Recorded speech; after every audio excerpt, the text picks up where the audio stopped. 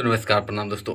आइए बात करते हैं भोजपुरी के super star trending star hit machine Khesari Lal Yadav ji का एक बहुत ही ज़बरदस्त वीडियो सॉन्ग जो है कि आज ही रिलीज हुआ था, जो कि सैड सॉन्ग था। लेकिन उस गाने पर इतने व्यू कमाए कि वो गाना जो है बहुत सारे लोग फ्लॉप बता रहे हैं। लेकिन इसका मेन रीज़न जानकर आप खुद हैरान हो जाएंगे।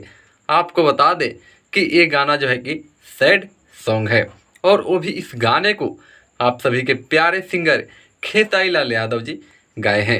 वही इस गाने को कृष्णा बेदर्दी जी लिखे हैं और इसके म्यूजिक डायरेक्टर जो है कि आर्या शर्मा जी है। वहीं इस गाने में खेसारी लाल यादव जी और मेघा श्री जो है एक साथ नज़र आ रही है। आपको बता दें कि 13-14 घंटे में जो है कि इस पर लगभग 213 केल्विन ही व्यू अभी तक पहुंचा है, जिसको लेकर बहुत सारे चुतिए यूट्यूबर जो है कि इसको फ्लॉप बता रहे हैं।